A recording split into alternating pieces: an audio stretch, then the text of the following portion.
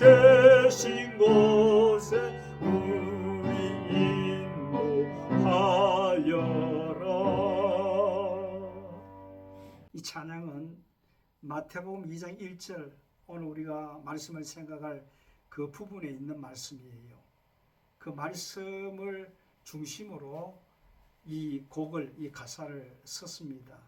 동방의 박사들 세 분이 황금과 유향과 모략을 가지고 아기 예수, 왕이신 예수님께 경배하러 왔다. 예물 드리러 왔다. 작년에도 제가 설교를 했던 것 같은데, 세상에 정말 진짜 박사는 이 동방의 박사들이다. 그 이유는 누가 왕인지, 누가 인생에 필요한 것이지 바로 깨달아 알았기 때문에, 그게 바로 박사지요. 오늘날에 있는 박사들은 자기 전문 분야의 아주 조그마한 부분을 연구해서 다른 이야기를 하는, 좀 발견냈다는 그런 박사들이지만, 우리는 그런 박사도 중요하지만 우리 인생의 참 박사가 되어야 된다. 오늘 성도님들이 모두가 인생의 박사들이 되시길 주의 이름으로 축복합니다. 인생의 박사 되는 비결이 뭐냐? 마땅히 하나님 앞에 드려야 될 예물을 드리는 자. 그 예물이 뭡니까? 오늘 동방의 박사들을 보면은 황금이면은 이 세상의 모든 재산이지 않습니까? 나의 모든 달란트, 나의 재능, 나의 지식, 나의 모든 가진 것, 이게 다 황금이다 말이죠. 이걸 황금을 예수님께 드려라. 그렇다고 해서 여러분들이 집 다 팔고 다 그렇게 하라는 게 아니에요. 아주 간단해요. 예수님 앞에 드리는 것은, 주님, 이 모든 것의 주인은 주님이십니다. 이 고백만 하면 그게 주께 드린 바 되어지는 거예요. 그게 하나님께 갔든 내한테 있든, 그러나 중요한 것은 말로만 드리는 게 아니고 내 진심의 마음에서 이거 모든 것이 하나님께로 왔습니다 하는 그 고백을 드리면, 그 순간 하나님은 이 모든 예물을 예물로 받으신다. 황금의 예물로 받으신다. 그 다음에 유향이라 그랬잖아요. 유향이 뭔가, 오늘 제가 여러분들 카톡에 나누어 드렸습니다만, 유향은 요즘으로 바꾸자면 보스웰리아, 요즘 관절 치료제로도 많이 호평을 받고 있죠. 의사 선생님이 보스웰리아, 자기 어머니도 이렇게 무릎이 안 좋은데, 관절이 안 좋은데 그 약을 상용하고 있다고. 제가 약 선전하는 거 아닙니다. 예수님이 이 유향 보스웰리아를 동방의 박사들을 통해서 고대로부터 증명된 약품인데 이걸 선물로 받았단 말이죠. 그래서 제가 오늘 이 황금과 유향은 뭐냐 하면, 예수님에 대해서 당신은 인생의 치료자이십니다. 모든 질병을 고치시는 이십니다.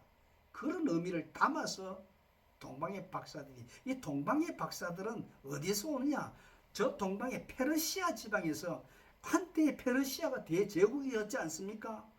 그 지식적인 측면에 있어서나 그 모든 학문적인 면에 있었으나 그런 예물을 드렸단 말이죠. 예배의 시간에는 반드시 예물이 필요합니다. 어떤 예물이? 조금 이야기했잖아요. 오늘 예배하는 심정으로 우리가 예배하고 있는데, 우리의 예물은 나의 모든 가진 것이 하나님의 것입니다. 이 고백, 이게 황금의 예물이에요. 이 보스웰리아, 유향을 예물로 드렸다. 유향에 대해서 여러분들이 구글이나 아니면 다른 어떤 것을 찾아보면 유향나무를 찾을 수가 있고, 유향의 열매를 찾을 수가 있고, 유향의 가루를 또 여러분들이 볼 수가 있습니다. 황색빛 나는 열매. 근데 이 동방의 박사들이 예수님에게 이 예물을 드리러 갔다. 나머지 하나 남은 예물이 뭡니까? 모략이라는 건 예물이잖아요. 모략. 이게 향내 나는 예물이에요. 이 향내 나는 이 모략의 예물은 과거 이집트에 미라를 장식할 때 시신 부패를 막는 어려용의 시신이에요. 그러면 예수님이 앞으로 십자가 달리시고 이제 부활하시기 전에 장례 지내게 될 건데, 미리 모략의 예물을 예수님께 바쳤단 말이에요. 이 모략은 고대의 성경시대에서부터 굉장히 중요한 예물이었어요. 요셉이 애굽에 팔려갔을 때에 요셉의 형제들이 요셉을 찾아갔다.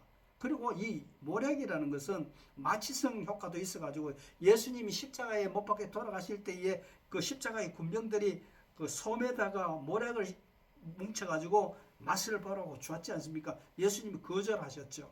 나는 그대로 이 고통을 다 받는다. 인류를 위해서 받는다. 그런 이야기지요. 그런 상황이 있었단 말이죠. 그래서 이 황금과 유향과 모략을 예수님께 드렸는데 바쳤는데 예배 시간에 모략이 필요하다, 예물이 필요하다 그랬는데 저는 오늘 주님 앞에 드리는 이 예물이 무슨 예물인가 했을 때에 제가 이제 동영상 이제 좀 있으면 보낼 겁니다. 그건 뭐냐면 예수 앞에 나오면 모든 죄 사하고 예수 이름 믿으면 모두 구원 받는다. 이게 오늘 우리가 하나님 앞에 드리는 예물이다. 이게 우리가 하나님 앞에 예배에 드리는 이 예물이다. 예물이다. 예물. 무시. 예수 믿으면 구원받는다. 영접하는 자고 그 이름을 믿는 자들은 하나님의 자녀 되는 권세를 주셨다. 에베소 2장 8절에서 이야기하면 구원은 하나님의 선물이다. 오늘 예수님이 이 땅에 오신 것은 하나님의 성탄, 선물을 받는 시간이에요. 예수님이 하나님의 선물이다. 선물이라는 마음속에는 은사라는 말도 있어. 은사, 기프트. 은사는 각각 나누어 주는 거예요. 분량의 차이는 있을지 모르지만 요거는 좀 다음 시간에 이야기하고 이런 마음으로 이제 4절, 5절 이어서 찬양하겠습니다. 주 우리 인도하여라. 아멘. 하나님의 말씀 마태복음 2장 10절에서 12절까지. 마태복음 2장 10절. 저희가 별을 보고 가장 크게 기뻐하더라. 집에 들어가 아기와 그 모친 마리아에 함께 있는 것을 보고 엎드려 아기께 경배하고 보배합을 열어 황금과 유향과 모략을 예물로 드리니라. 꿈에 헤로데게로 돌아가지 말라. 지시함을 받아 다른 길로 고국에 돌아가니라. 아멘. 창조주 하나님이 우리에게 평강을 주시기 위하여 이 땅에 오신 계절입니다. 많은 사람들은, 세상의 사람들은 자기의 즐거움에 취하여 살아가지만 저희들, 하나님을 믿는 저희들, 자격 없는 우리에게 찾아오신 예수님을 나의 구주로 삼고 하나님을 나의 소망으로 삼는 자가 되게 하심을 감사합니다. 어떤 어려운 가운데서도 여호와께서 나의 길을 인도하심을 바라보며 범사의 여호와를 인정하는 복된 삶을 살게 하옵소서. 말씀을 한 주간 준비하신 목사님 능력의 팔로 붙드사 입에서 나오는 말이 아니라 성령이 말씀하시는 음성을 듣게 하옵소서. 흩어져서 온라인으로 예배드리지만 우리의 생각이 말씀에만 집중되어 말씀 안에서 우리의 가야 할 길을 찾게 하옵소서. 예배 시간을 인도하여 주실 줄 믿사옵고 예수님의 이름으로 기도합니다. 아멘. 자, 오늘 봉독해 주신 말씀 가지고 예배와 예물에 대해서 생각합니다. 우리가 지금 2025년도 성탄일을 앞두고 있습니다. 거룩한 탄생, 예수님의 탄생. 좀 전에도 나누었습니다만 예수님의 성탄이 우리에게는 축복이고 기쁨이고 잔치의 시간이고 그래서 예배하는 그런 마음으로 하나님 앞에 예배하는 겁니다. 예배 시간에는 예물이 필요하다 그랬는데 황금, 유향, 모략의 예물. 이 황금, 유향, 모략의 예물이 뭔가 제가 여러분들에게 나눈 것은 예수 믿으면 다 구원받는다. 그리고 구원받은 하나님의 자녀가 됐다. 우리는 이 선물을 감사하는 날이, 감사하는 것이 바로 예배의 예물이다. 하나님이 우리에게 주신 선물이 성탄이에요. 우리가 하나님 앞에 드리려고 가는 것이 성탄이 아니다. 먼저 하나님이 우리에게 오신, 우리에게 주신 성탄, 하나님의 선물, 하나님의 은사. 우리는 은사라는 부분에 좀 멈춰야 됩니다. 은사는 그 뜻이 공동체를 위해서 함께 나누어서 영광을 돌리라, 그런 의미를 가지고 있습니다. 그리고 이 은사는 세상의 모든 사람들이 안 받은 사람이 아무도 없어요. 내가 발견을 못했다든지 내가 이 귀중한 것을 못 깨달아서 그렇지, 각각 다 은사를 주셨어요. 박사들이 12절에 보니까 꿈에 헤레오색으로 돌아가지 말라 지시하심을 받아 다른 길로, 고급 길로 갔다. 이 박사들이 동방에서 찾아왔긴 왔는데 도대체 어디에서 예수님이 성탄하시게 될지 몰라가지고 이것을 알기 위해서는 왕궁에 있는 박사들이 많은 곳에 가서 물어야 되겠다. 그래서 헤롯 왕에게로 가서 물었습니다. 그렇지만 거기에 성경학자들이, 구약학자들이, 신약학자들이 다들, 신약은 아니지만 학자들이 다 모여가지고 베들레헴이다. 그때 그런 이야기를 하고 있는 차에 여기 보세요. 9절에 동방에서 보던 그 별이 문득 앞서 인도하여, 왕의 말을 듣기 전까지는 별빛이 인도하다가 잘 안 보여졌어요. 잠시 멈추었는지 그건 잘 모르겠어요. 천문학자가 아니니까. 여튼 여기에 보니까 별빛을 잊어가지고 우왕좌왕 방황하는 상황이 있어요. 그런데 왕의 말을 듣고 나오니까 문득 옛날 봤던 그 별이 반짝 비치면서 길을 앞에 인도해 가더라. 그래서 예수님 성탄 자리까지 인도해 가더라. 이게 오늘 성경 말씀이다 말이죠. 그래서 가서 그들이 한 것은 뭡니까? 이들이 진정한 박사다. 들어야 할 말을 들을 줄 아는 사람, 들어야 할 때를 아는 사람, 그리고 들어야 할 그 결정을 할 줄 아는 사람이 그 박사다 말이죠. 인생의 박사들 되실 주 여러분 축복합니다. 어떤 결정이 합니까? 이때까지 오기 전까지는 왕의 말을 들었지, 헤롯의 말을 들었지만 그 뒤로는 헤롯의 말을 안 듣고 다른 길로 갔다. 지시함을 받았어. 그래서 그리스도인이라는 것은 세상을 살면서 세상에 주어지는 지식을 가지고만 사는 게 아니고 주님의 지시하시는 하나님의 인리어 성경운동, 성경 말씀을 통해서 우리가 살아가는 것이 하나님 앞에 예물 드리는 자의 자세들이다. 125 운동, 성경 읽기 운동, 하루에 5상씩 읽는 운동 열심히 하세요. 성도의 신앙생활로는 말씀을 읽어야 신앙의 인도함을 받습니다. 길의 인도함을 받습니다. 그리고 적당한 때를 알게 된단 말이죠.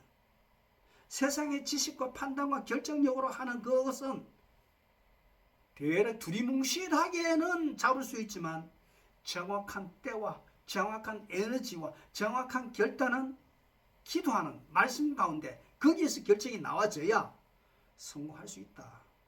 어떤 왕이 있었어요. 지혜로운 왕이었어요.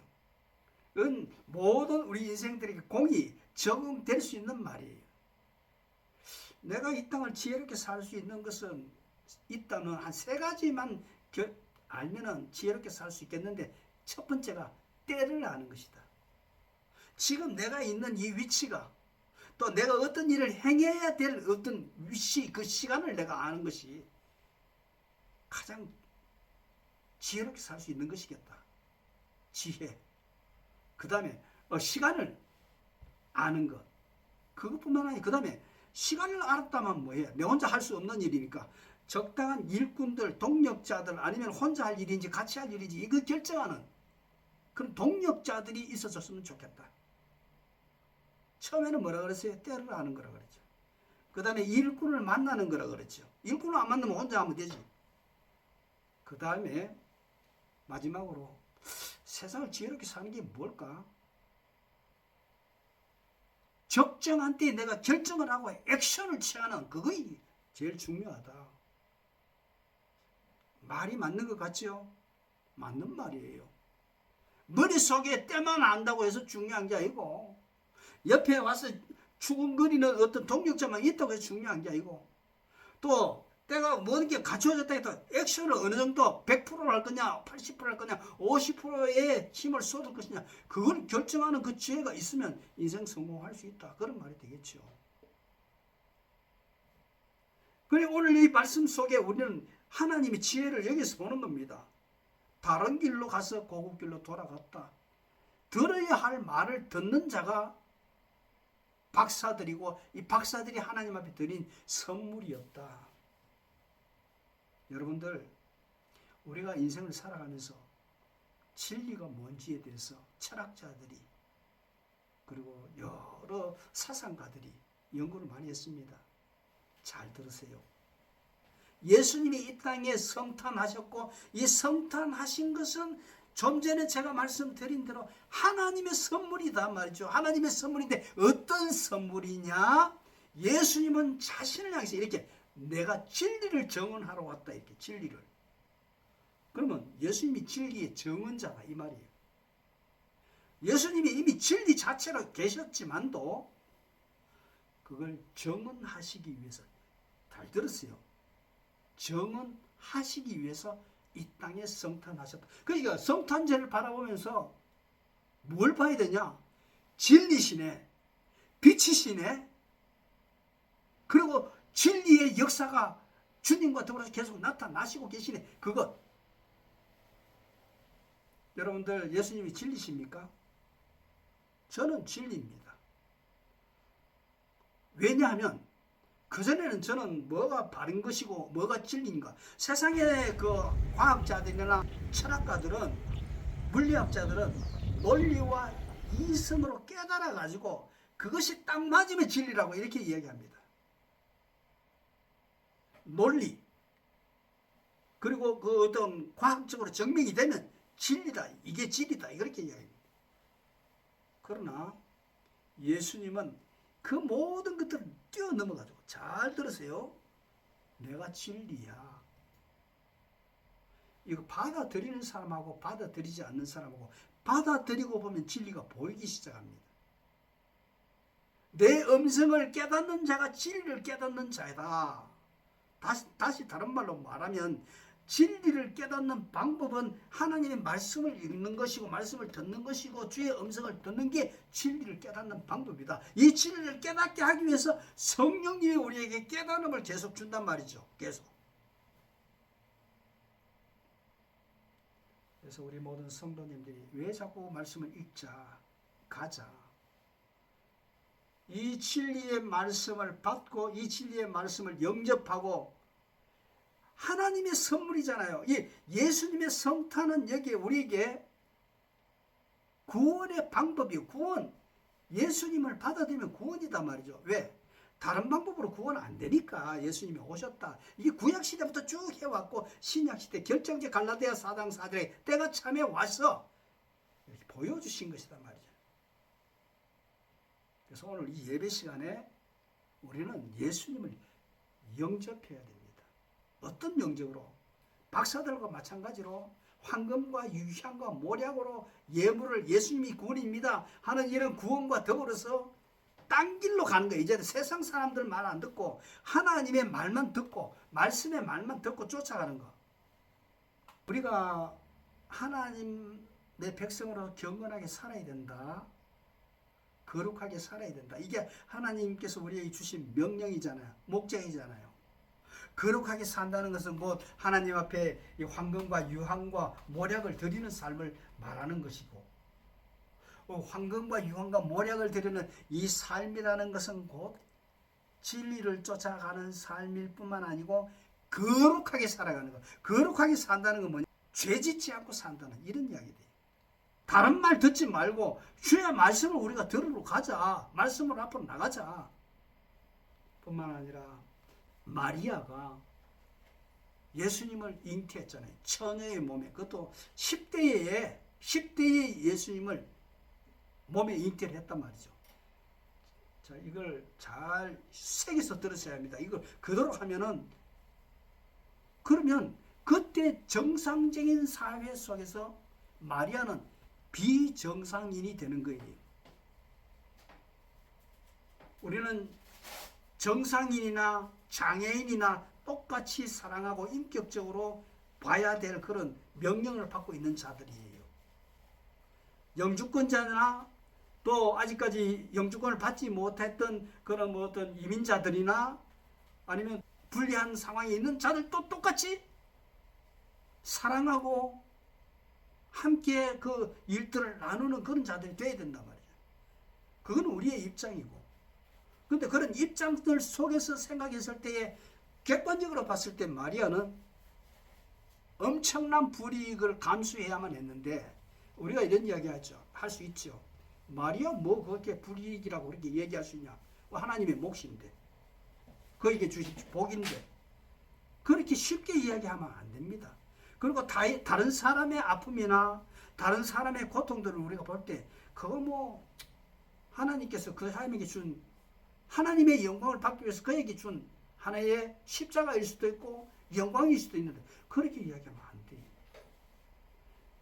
맞는 말이지만 말은 맞는 일이지만 우리에게 주어진 모든 상황들을 우리가 쉽게 설명하거나 풀이할 수 있는 일은 아닙니다. 말을 조심해야 되는 겁니다. 그래서 그러면 어떻게 해야 되냐? 주어진 것이 십자가고 주어진 것이 그게 복이라기보다는 모든 것을 복으로 해석해 가는 방향, 목표, 이 믿음, 이 신앙이 우리가 가져야 될 것이다. 본받아야 될 것, 마리아를 통해서 봐야 될 것도 그거다 말이야. 요셉을 통해서도 봐야 될 것이 그것이다 말이야.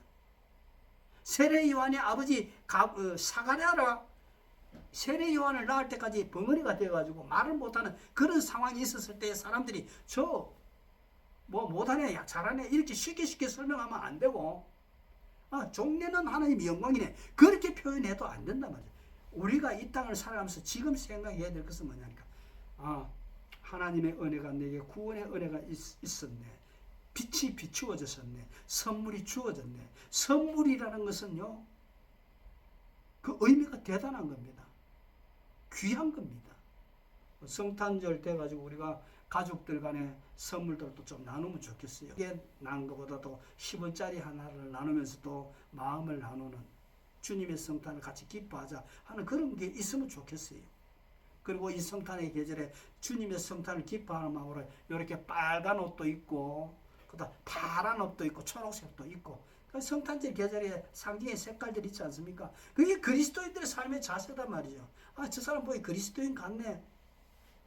내가 그리스도인이나 그리스도인 이렇게 이야기하지 말고 그리스도인의 삶의 자세를 살아가면서 우리가 무슨 일을 하든지 간에 하나님의 영광을 드러내는 그쪽으로 우리가 모아져야 된다. 하나님의 목적으로 나가야 된다. 그 말씀이 되는 것입니다. 말씀을 맺으십시다. 오늘 이 본문 말씀에 황금과 유향과 모량으로 주님을 예배했다. 그리고 이 예물은 예수님이 구원이시다. 그 구원의 선물을 우리에게 주시기 위해서 오셨다. 그래서 하나님은 우리에게 이런 생각도 해볼 수 있습니다. 예수님을 베들레헴 말구에 태어나시게 하시면서 이 선물을 과연 얼마나 많이 받을까? 얼마나 정말 기쁨으로 받아들일까 하는데 그 만족함이 동방의 박사들이 이런 대표적인 예물로 나와서 하나님 앞에 영광 돌리는 모습이 있었다. 그런 대표적인 예물의 모습이 저와 우리들의 모습이 되어야 되겠다. 그리고 하나님의 마음은 지금도 집 나간 둘째 아들이 돌아오는 것을 기다리는 심정으로 성탄을 선물로 주신다. 말구에 예수님을 주셨지만 그 선물을 주시면서 얼마나 많은 이들이 내게로 돌아올까.